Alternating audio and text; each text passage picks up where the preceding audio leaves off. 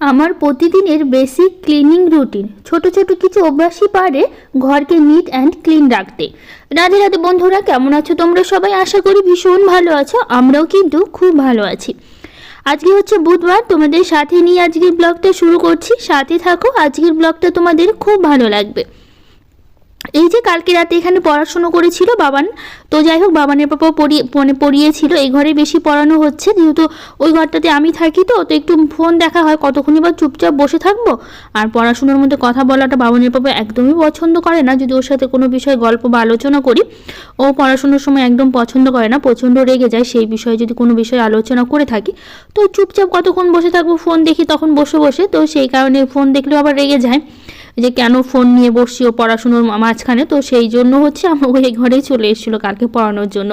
আর ওই যে ল্যাপটপটা আছে ওখানেই রেখে দিয়েছি, মানে বিছানায় মানে ল্যাপটপই থাকে, গুছিয়ে রাখলে বাবানের পাপা আবার রেগে যায়। যেহেতু কালকে রাতে কাজ করেছে, এখন সকালবেলা উঠে আবারও সেই ল্যাপটপ নিয়েই বসবে। তো বারবারই যে টেবিলে গুছিয়ে রাখলে না, তখন বলে আমার তো প্রয়োজন, কেন বারবার গুছিয়ে রাখছো, তখন আবার রেগে যায়। তো সেই কারণে বলছে যে বিছানায় যেন রেখে দিই, আমি ল্যাপটপটা গুছিয়ে এক সাইডে যেন তুলে রাখি, কিন্তু টেবিলে না রাখি। তো সেই জন্য বাবানের বইগুলো আর ল্যাপটপ ওখানেই রাখলাম। যেহেতু রাতে পড়াশুনো করে, তো অনেক রাত পর্যন্ত 9টা, কোনোদিন 10টাও বেজে যায়, মানে খাওয়া দাওয়ার পরে অনেক সময় পরে 9টাও বেজে যায়। তো যাই হোক এই ঘরে আমি আর আসি না, তো সেই কারণে হচ্ছে এই ঘরটা এরকমই থাকে, বইগুলো সব ছড়িয়ে ছিটে। আর এই যে বাবা ছেলের যতই বলি যে পড়াশোনা হয়ে গেলে বইগুলো একটু গুছিয়ে রেখে দিতে, কিন্তু গোছাবে না। কী করবে, ওভাবে ছড়িয়ে ছিটে বিছানায় রেখে চলে যাবে, গোছাবে না। পড়া শেষ, বই তখন আর বইকে আর চেনে না, তখন আর গোছানোর প্রয়োজন পড়ে না, যতক্ষণ না আমি বইগুলো গুছিয়ে রাখবো। তো সেই কারণে রাতে তো আর গোছাই না, সকালবেলা উঠেই গুছিয়ে নিলাম, যেহেতু একটু পরে আবারও পড়তে বসবে, অগোছালো হবে। কিন্তু এই চোখের সামনে যতই অগোছালো জিনিসটা থাকুক না, তখন ভালো লাগে না যতক্ষণ না গোছাতে পারি। যতই একটু পরে ব্যবহার হবে জিনিসটা, তারপরেও আমার যতক্ষণ না গোছাবো ততক্ষণ আমার একদমই ভালো লাগে না। তো সেই জন্য গুছিয়ে নিলাম। তো যাই হোক বাবান উঠেনি, বাবানের পর উঠে পড়েছে। বাবান মানে শুয়েই আছে, ঠান্ডার জন্য উঠতে চায় না সকাল সকাল এখন। আর যেহেতু আমাকে একটু সকাল সকালে উঠতে হয়, তো সেই জন্য বাবানকে আর ডাকে না, ভাবে শুয়েই থাকুক, পরে নয় উঠবে। একটু পরে ঠান্ডার মধ্যে এত সকালে উঠে বা কী করবে, তো সেই কারণে বাবানকে আর ডাকিনি, ও শুয়েই আছে। তো যাই হোক এখন সিঁড়িটা ঝাড় দিচ্ছি, ওইদিকে ঘরগুলোও ঝাড় দিচ্ছি, সাথে সংসারের মানে কাজকর্মের সাথে সাথে সিঁড়িটাও ভাবলাম আজকে একটু ঝাড় দিয়ে দিই। 2-1 দিন ঝাড় দেওয়া হয়নি, এটা সবসময় ঝাড় দেওয়া হয়ে ওঠে না সিঁড়িটা, যেহেতু সিঁড়িটা বলতে পারো ব্যবহার শুধু ছাদে যাওয়ার, একটু জামা কাপড় মেলতে যাই সেই জন্য। আর যার মধ্যে এখন ঠান্ডা পড়েছে, ঘর থেকে তো বেরোনোই হয় না, প্রচণ্ড ঠান্ডা পড়েছে। তো যাই হোক ঠান্ডা পড়লেও আজকে বেশ সুন্দর রোদ উঠেছিল, মানে খুব রোদ ওঠে না, মানে মোটামুটি ভালোই রোদ দিয়েছিল, জামা কাপড় শুকানোর মতো রোদটা দিয়েছিল। কদিন ধরে জামা কাপড় কাচতে পারি না, সোয়েটারগুলোও কাচতে পারি না। তো আজকে ভাবছিলাম রোদ না উঠলেও সেই মানে জামা কাপড়গুলো কাচতেই হবে, কিন্তু পরে দেখি বেশ রোদ উঠে গিয়েছিলো, মানে ভাবতে পারিনি যে রোদটা দিবে। কদিন তো রোদই দিচ্ছে না, এই পৌষ মাসটা এইভাবেই মানে যাচ্ছে ঠান্ডাতে, আর ভালোও লাগছে না, মনে হচ্ছে একটু কমলে ভালো লাগে। মানে ঠান্ডা ঠিক আছে। তো যাই হোক এই যে বাবান উঠে পড়েছে কাজ করতে করতে, দেখো হাতে ব্রাশ আর পেস্ট নিয়ে দাঁড়িয়ে আছে, এখন ব্রাশ করবে, নিজে নিজে পেস্ট লাগাচ্ছে। তো যাই হোক তো এই ঠান্ডার জন্য ভালোও লাগে না, কিন্তু একটু মানে ঠান্ডা ঠিক আছে, একটু রোদ উঠলে ভালো লাগে। দুপুর টাইমটা একটু রোদ উঠলো, জামা কাপড়গুলো একটু শুকোলো, তাহলে কিন্তু ভালো লাগে। ঠিক মতো সোয়েটারগুলো, বাবানের বাবার জ্যাকেট অন্তত কাচতে পারছে না, স্কুলে যাচ্ছে প্রতিদিন জ্যাকেটগুলো পরে, কিন্তু কাচার দরকার, কিন্তু কাচতে পারছে না। এর মধ্যে কাচলে কি আর শুকায় বলো? জ্যাকেট যে রোদে 2 দিন ছাড়া শুকায় না, সেই এই রোদে তো মানে 1 সপ্তাহ ছাড়া শুকাবেই না মনে হয় না। তার মধ্যে যদি এভাবে মানে থাকতে থাকতে কেমন একটা বিচ্ছিরি একটা গন্ধও হয়ে যায়। তো সেই কারণে সেই ভয়ে আর জ্যাকেটগুলো কাচ্ছি না। তো যাই হোক আজকে কি করবো বলো তো, বিছানার চাদরটা একটু পাল্টে নেবো, আর সাথে যে কম্বলটা আছে ওটাও কেচে দেবো। বেশ অনেক দিন ধরে পেতে রেখেছিলাম বিছানাতে, নিজেরও ভালো লাগছিল না এতদিন ধরে বিছানার চাদর পেতে রাখতে, খারাপ মানে কম্বলটা আর কি, মানে একইভাবে পাতা ছিল। ঠান্ডার জন্য, যে ঠান্ডা পড়েছে তো সেই ঠান্ডার জন্যই আর কি ওটা পেতে রাখা, শুধু বিছানার চাদর না, বিছানাটা ঠান্ডা হয়ে থাকে, তো সেই জন্য কম্বলটা পেতে রাখলে বিছানাটা একটু মানে অতটা ঠান্ডা লাগে না, সেই কারণে ওটা পেতে রাখা। তো যাই হোক ভাবলাম বিছানার চাদরটা নোংরা হয়নি, যেহেতু কম্বলটা উপর দিয়ে ঢাকাই ছিল, তারপরেও বিছানার চাদরটা অনেক দিন হয়ে গেছিলো, নিজেরও ভালো লাগে না এতদিন একই মানে বিছানার চাদর পেতে রাখতে। তো সেই কারণে হচ্ছে ওটা উঠিয়ে দিলাম, আর এখানে আরেকটা কম্বল পেতে রাখবো, যেটা ওই ঘরে পাতা ছিল, ওই ঘরে তো প্রয়োজন পড়ে না, কালকে ওরা পড়াশোনার জন্য একটু বিছিয়ে নিয়েছিল। তো ভাবলাম কি এটা হচ্ছে এই ঘরেই হচ্ছে পেতে রাখি আপাতত, যেহেতু ওইটা শুকাতে 2 দিন লাগবে, যেটা এখন তুলে নিলাম। তো এইটা যদি না মানে বিছিয়ে রাখি, তখন বিছানাটা একটু ঠান্ডাই হয়ে যাবে। তো যাই হোক এটা একটু ছোট, আর যেহেতু ওটা একটু বড় ছিল, গোটা বিছানাই হয়ে গিয়েছিলো, তো এটার গোটা বিছানায় হলো না, মাঝখানে একটু হলো। যাই হোক মাঝখানে যেহেতু সবসময় মাঝখানের দিকে, সাইডে তো কমই থাকা হয়, তো ভাবলাম এটাই আপাতত বিছিয়ে রাখি, যখন ওটা শুকিয়ে যাবে তখন এটা তুলে নয় আবার ওটাই আবার বিছিয়ে নেবো, তাহলে গোটা বিছানাই হয়ে যাবে। তো সেই জন্য গোটা বিছানায় হচ্ছে পাতা হলো না, মাঝখানে একটু হলো। তো এটা পেতে নিয়ে তারপরে এখন এই যে বালিশগুলো সব বিছানার চাদর কম্বল এগুলো সব গুছিয়ে নিলাম। বাবান যেহেতু উঠে পড়েছে তখন আর বিছানাটা না গুছিয়ে রেখে কি করব, ভাবলাম গুছিয়ে রেখে দিই। তো সেই কারণে একবারে গুছিয়ে নিচ্ছি। তো এখন দুটো ব্ল্যাঙ্কেট ছাড়া আমাদের হয় না, একটা ব্ল্যাঙ্কেট আর তিনজনের হতে চায় না। তো সেই জন্য হচ্ছে দুটো ব্ল্যাঙ্কেটই নিয়ে একটাতে আমি শুধু আর একটা বাবানের বাবা মানে গায়ে দেয় রাত্রেবেলা করে, একটা ব্ল্যাঙ্কেটে তিনজনে না টানাটানি পড়ে যায় সেই কারণে। তো যাই হোক এই যে স্নান করে চলে আসলাম ঘরে, অনেকগুলো জামা কাপড় ছিল কেচে দিয়েছি। তো আজকে সকাল সকাল বাবানের পাপাও স্নান করে নিয়েছে, তো আজকে আর পুজো দেবো না আমি, যেহেতু বাবানের পাপা সকাল সকাল স্নান করেছে। তো আমি অনেকগুলো জামা কাপড় নিয়ে বাথরুমে গিয়েছিলাম, ও কাচতে কাচতে অনেকটা দেরি হলো। তো যাই হোক ভেবেছিলাম এসে পুজো দেবো, পুজো দিয়ে রান্নাটা করতে পারতাম, কিন্তু এসে দেখি বাবানের পাপা ঠাকুর ঘরে ঢুকে গেছে, ওই পুজো দিচ্ছে। তো যেহেতু ওই দিচ্ছে তো আমাকে আর পুজো দিতে হবে না আজকে। তো চলো এখন রান্নাঘরে যাব, ঠান্ডাও বেশ লেগেছে, স্নান করার সময় তো ভালোই লাগে গরম জলে স্নান করা, স্নান করে যখন ঘরে আসি তখন প্রচণ্ড ঠান্ডা লাগে। তো যাই হোক সোয়েটারটা পরে নিচ্ছি, আর যেটা গায়ে পরা ছিল সকালবেলা সেটা কেচে দিয়েছি, সেটা মেলে দেবো একটু পরে গিয়ে ছাদে। তো আগে রান্নাঘরে চলে আসলাম। তো যাই হোক এই যে হাঁড়িটাতে একটু ভাত থেকে গেছিলো কালকে, তো সে ভাতটা একটু ঢেলে রাখলাম, মানে ভাতের সাথে আবার দিয়ে দেবো আজকে। ঠান্ডার সময় তো ভাত একদমই নষ্ট হয় না, তো সেই জন্য হাঁড়িটা পরিষ্কার করা হয়নি। তো ভাবলাম হচ্ছে হাঁড়িটা ভাতগুলো একটা ছোটো বাটিতে রেখে দিলাম, আবার যখন ভাত রান্না করবো এখন তো ভাতের সাথে আবার মিশিয়ে দেবো। তো এখন এই যে হাঁড়িটা ভালো করে মেজে নিয়েছি, নিয়ে তারপরে এখন ভালো করে ধুয়ে নেব, ধুয়ে জলটা দিয়ে একবার ভাতটা বসিয়ে দেবো। তো সেই জন্য হচ্ছে হাঁড়িটা একবারে মেজে নিচ্ছি, নিয়ে তো এখন জলটা মানে যতটুকু প্রয়োজন পড়ে জলটা ততটাই জলটা নেব। তো যাই হোক জলটা এখন এই যে ভাতটা বসিয়ে দিলাম, সাথে সবজি কাটবো, আবার ফ্রিজে যেতে হবে মাছ নিতে। তো এইদিকে আমি যেতে চাইছিলাম, তো বাবানের পাপা নিয়ে এসে দিল, ওই মানে পুজো দেওয়া হয়ে গেছে, তো ফ্রিজ থেকে মাছটা বের করে দিল আমাকে।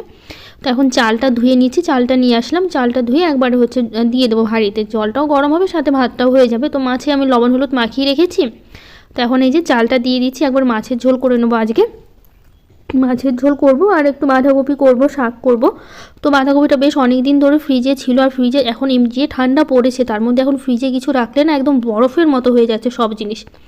বাঁধাকপিটা রেখেছি ফ্রিজে অনেক দিন ধরেই ছিল, মনে হচ্ছে বরফ জমে গেছে, এতটাই মানে ঠান্ডা হয়ে আছে। তো ফ্রিজ থেকে কিছু শাক বের করেছি, সেই শাকটাও এতটা ঠান্ডা, মানে শাকের মধ্যে অনেক দিন ধরে তো ছিল, তো শাকের উপর দিয়ে দেখি বরফ জমে গেছে। ঠান্ডার মধ্যে ফ্রিজে রাখলে, গরমের সময় যতই শাকটা রাখি ফ্রিজে কখনো কিন্তু বরফ হয় না, কিন্তু এই ঠান্ডার মধ্যে আমার ফ্রিজে রেখেছি আমি, তো দেখেই অবাক, মানে উপর দিয়ে বরফ জমে গেছে এরকম।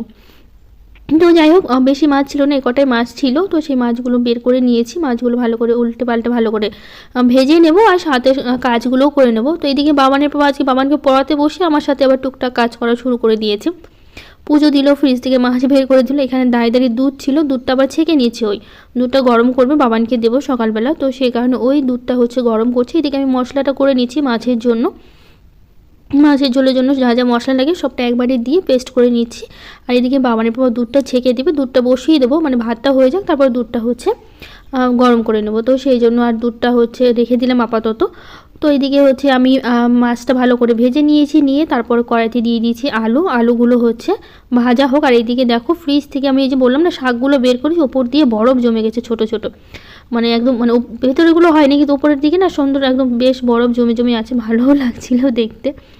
তো যাই হোক যতটুকু প্রয়োজন শাক তুলে নিলাম, সেই মায়ের বাড়ি থেকে এনেছিলাম, অনেক দিন হয়ে গেল, 15 দিন হয়ে গেল, 15 দিন 10-12 দিন তো হবেই, মানে 15 দিনের কাছাকাছি হয়ে যাবে শাকগুলো এনেছি।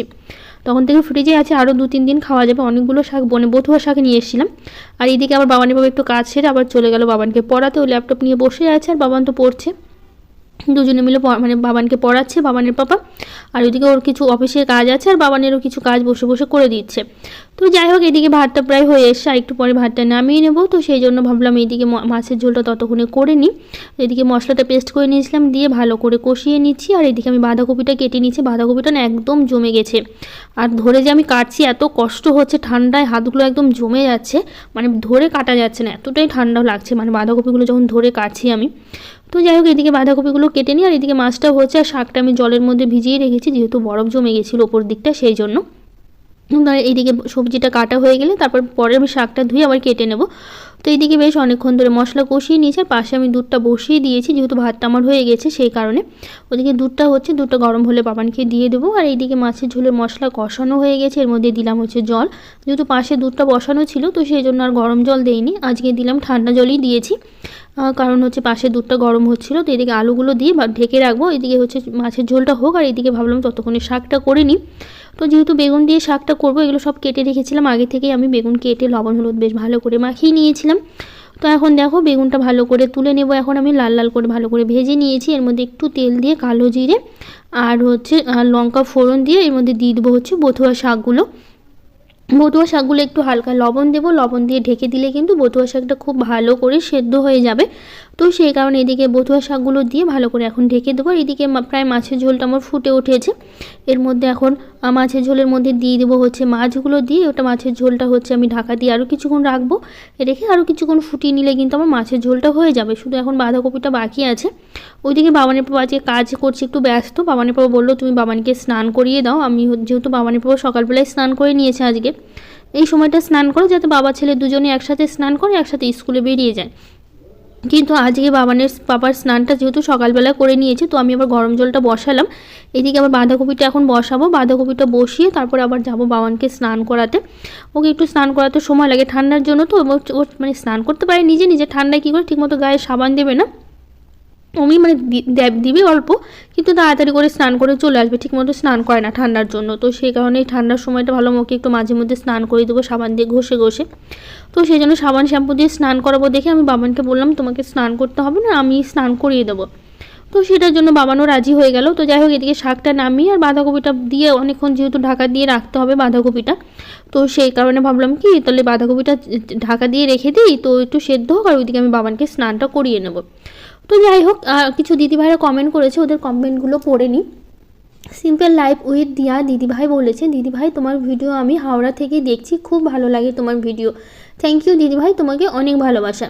পিঙ্কি মণ্ডল বলেছে খুব ভালো লাগলো ভিডিও কাকিমণি, আমি তোমার ভিডিও নতুন দেখলাম, খুব ভালো লাগলো, তোমার কাজ খুব সুন্দর। থ্যাংক ইউ, তোমাকে অনেক ভালোবাসা, এত সুন্দর করে আমাকে কাকিমণি ডাকলে, তোমাকে অনেক ভালোবাসা। জীবনের ওঠাপড়া থেকে দিদিভাই বলেছে সত্যি বেশি ভাজা পোড়া খাওয়া ভালো না, কিন্তু মাঝে মধ্যে খেতে ইচ্ছেও হয়, এটা কিন্তু অবশ্যই ঠিক, বেশি খাওয়া ভালো না। বাবানের বাবা প্রচণ্ড রেগে যায় ভাজা পোড়ার ব্যাপারে, মানে ভাজা জিনিস করলেও রেগে যায়, খেতে চায় না। আর আমার একটু ভাজাভুজি হলে মনে হচ্ছে বেশি ভালো লাগে, আমি তো একটু বেশিই করি, কারণ হচ্ছে বাবানের বাবা রেগে যায়, তারপরও নিজের মুখের সাথে করা হয় বেশি বেশি। তো যাই হোক সুলতানা দিদিভাই বলেছে সত্যি আপু শীতের সকালে ঘুম থেকে উঠতে মোটেও ভালো লাগে না, আমি আমার বাবার বাড়িতে আছি তাই খুব ভোরে উঠতে হয় না, তবে আমার ছেলেকে স্কুলে ভর্তি করাবো তখন আর না উঠে উপায় নেই। এটা অবশ্য ঠিক, ছোটো বাচ্চা মানে বাচ্চাদের স্কুলে হলে না একটু তাড়াতাড়ি উঠতে হয়, কারণ ওদের পিছনে অনেকটা সময় লেগে যায়, রেডি করানো, খাওয়ানো, টিফিন রেডি করা, ব্যাগ গোছানো, সাথে তো সংসারের কাজকর্ম থাকেই।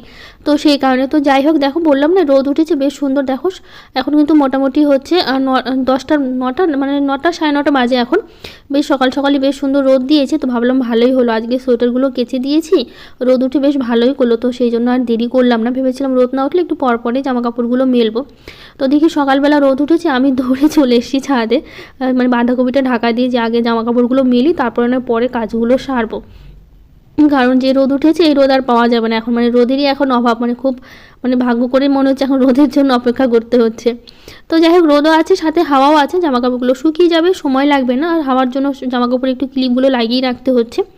তো যাই হোক এদিকে জামাকাপড়গুলো মেলে আবার গিয়েছিলাম বাবানকে স্নান করাতে, তো বাবান স্নান করেছে মানে হয়ে গেছে, তো এদিকে সবজিটা হয়ে গেছে, তারপর বাবানকে আমি খেতে দেবো। অর্চনা হালদার দিদিভাই বলেছে খুব সুন্দর হয়েছে ভিডিওটা দিদিভাই, থ্যাংক ইউ। আগের ভিডিওতে আরও কিছু দিদিভাইরা কমেন্ট করেছে, মনির সংসার, রূপা ঘোষ, মেঘনা, বান্টি ব্লগ, সামিয়া আক্তার, সবাইকে থ্যাংক ইউ, অনেক ভালোবাসা।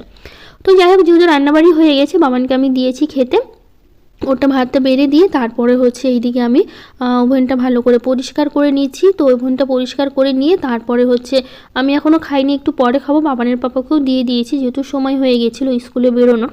আর আমি সকালবেলা একটু মুসলি খেয়েছি তো অতটাও খিদে পাইনি, তো সেই জন্য বাবানের পাপাকে বললাম কি আমি দিয়ে কাজগুলো সেরে একটু পরে খাবো, তোমরা খেয়ে নাও, যেহেতু সকালবেলা একসাথেই খাওয়া হয়, তো বাবানের পাপা বলে একসাথেই খেতে। আমার না আজকে একদমই খিদে পাইনি দেখে আমি আবার ভাতটা খেলাম না এত সকালবেলা, বললাম একটু পরে খাবো আমি, তোমরা খেয়ে নাও। আর বাবানের বাবা রেগে যায় কারণ একসাথে বসে খেতে ওর বেশি পছন্দ, বলছে সকালের খাবারটা একসাথে খাই, কারণ দুপুরবেলা যেহেতু আমি একা খাই ওই একা খাই, তো সেই জন্য বলে সকালে আর রাতের খাবারটা যাতে একসাথে খেতে বলে। তো আজকে যেহেতু খিদে পাইনি তো সেই জন্য আমি ওকে বারণ করলাম, তো অবশ্যই কিছু বলেনি যেহেতু বুঝতে পেরেছে। তো যাই হোক, প্রথমে বাসনগুলো মেজে নিয়েছি, নিয়ে ভালো করে ধুয়ে রাখলাম, শুধু বাবানের থালাটা আছে ওটা পরে পরিষ্কার করে নেবো, যেহেতু ওরা খাওয়া হয়ে যাবে তারপরে ধুয়ে পরিষ্কার করে নেবো। তো এদিকে আবার বাবানকে রেডি করাতে হবে, মানে ওর রেডি করিয়ে আমি খেতে বসিয়েছি, শুধু জুতা মোজাটা বাকি আছে সেটা দিয়ে তারপরে জুতা মোজাটা পরানো বাকি আছে, সোয়েটার সব কিছু পরিয়ে দিয়েছি। তো এদিকে দেখো বাবান খাচ্ছে আর আমি ওইদিকে বাসন মাজাও কমপ্লিট। তো এখন স্কুলে বেরোবে, বাবা ছেলে দুজনের মোটামুটি খাওয়া দাওয়া কমপ্লিট হয়ে গেছে। এদিকে বাবানের ব্যাগ গোছানো, টিফিন সবটা রেডি করে দিয়েছি আমি। কিন্তু এখন এই যে দুজনে বেরোবে বেশ সকাল সকাল রোদের জন্য। আজকে আর টুপি বাবানকে পরালাম না, বাবানও বললো যে পরবে না, হাত মোজার টুপি কিছুই দেয়নি, তো বললো রোদ উঠেছে তো এগুলো লাগবে না, তো সেই কারণে আজকে আর দেওয়া হয়নি। তো যাই হোক, এখন তো ওরা স্কুলে বেরিয়ে যাচ্ছে আর এদিকে আমি এখন খাওয়া দাওয়াটা করে নেবো, এখন না একটু পরেই খাবো যেহেতু সব কাজকর্ম হয়ে গেছে। তো যাই হোক, আজকের ব্লগটা কেমন লাগলো জানিও। আজকের মতো টাটা, দেখা হবে নতুন একটা ব্লগে।